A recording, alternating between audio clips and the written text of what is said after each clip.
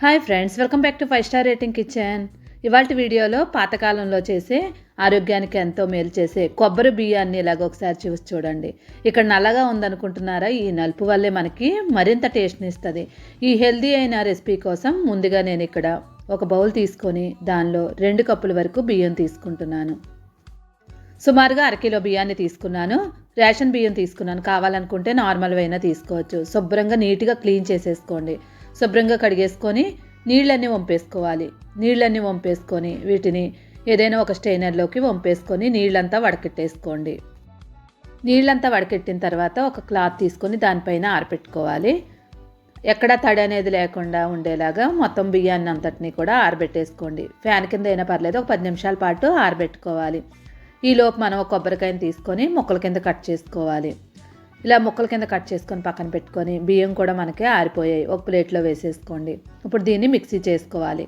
Mixie చేసుకున్న తర్వాత బియ్యం పిండిలా కాకుండా రవ్వలా ఉండాలి. అలానే మరీ పెద్ద రవ్వలా కాకుండా చిన్న చిన్నగా నలిగేలాగా వేసేసుకొని ఇప్పుడు దీన్ని ఒక మిక్సింగ్ బౌల్లో వేసుకోండి. అలా మరీ పిండి అయితే చేసుకోకండి, పిండిలా ఉండకూడదు.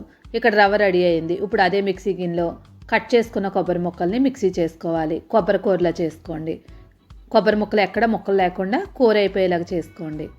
కొబ్బరి కూర మిషన్ ఉంటే ఒకవేళ కొబ్బరి కూర మిషన్లో అయినా చేసేసుకోండి. కొబ్బరి కూర రెడీ అయింది కదా, ఆల్రెడీ మనం తయారు చేసుకున్న రవ్వలో ఈ కొబ్బరి కూర వేసేసుకోవాలి. చాలా సింపుల్గా తయారు చేసుకోవచ్చు మనం. ఇప్పుడు దీనిలో 2 కప్పుల వరకు మనం బియ్యం తీసుకున్నాం కదా, 3/4 కప్పు వరకు బెల్లం తీసుకోండి. ఈ ప్లేస్లో కావాలనుకుంటే తాటి బెల్లం అయినా తీసుకోవచ్చు. ఇప్పుడు ఈ బెల్లం అంతా బాగా కలిసేలాగా కలిపేసుకోండి. బెల్లం తురుముకున్నప్పుడు మాత్రం మొక్కలు లేకుండా చూసుకోండి, కరగడానికి టైం పడుతుంది. మొత్తం అంతా కలుపుకున్న తర్వాత దీనిలో కొంచెం ఉప్పు యాడ్ చేసుకోవాలి. మరీ ఎక్కువ వేసుకోకూడదు, కొంచెం వేసుకోండి సరిపోద్ది, ఒక 1/2 స్పూన్ వరకు. తర్వాత దీనిలో 1 స్పూను నెయ్యి వేసుకొని మళ్ళీ ఒకసారి బాగా కలిపేసుకోండి. నెయ్యి ఎక్కువ ఇష్టపడే వాళ్ళు ఉంటే 2-3 స్పూన్లు అయినా వేసుకోవచ్చు. టేస్ట్ చాలా బాగుంటుంది నెయ్యి వేస్తే. మొత్తం అంతా కలిపేసుకున్న తర్వాత దీనిలో 2 యాలక్కాయలు తీసుకొని దాన్ని పౌడర్లా చేసుకోండి. పౌడర్లా చేసుకొని వేసేసుకోండి.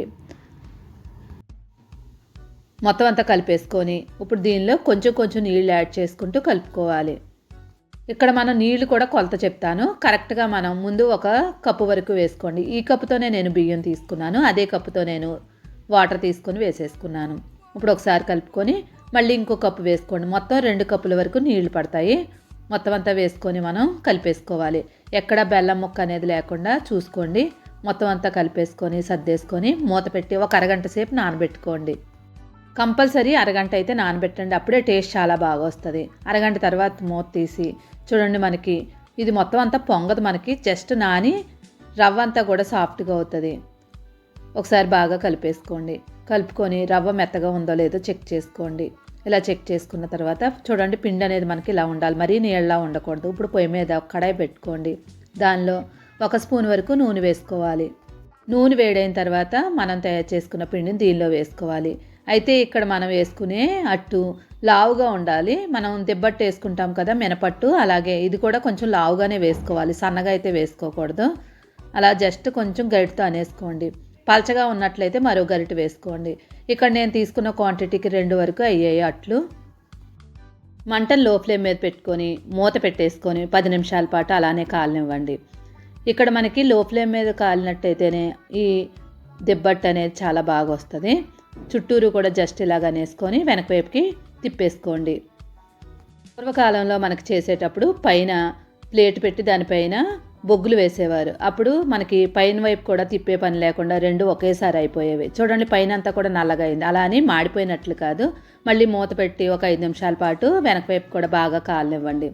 5 నిమిషాల తర్వాత గుమగుమలాడే కొబ్బరి రొట్టె రెడీ అయింది. వెనక వైపు ఎలా కాలిందో లేదో ఒకసారి చెక్ చేసుకుందాం. మరీ ఇలాగా ఎర్రగా అయిపోదు, కొంచెం కలర్ తగ్గినట్టే ఉంటుంది, లైట్గా ఉంటుంది. ఇలా లైట్గా ఉన్నప్పుడే తీసేసుకోండి. రెండో వైపు కూడా చూడండి ఇలా కాలాలి.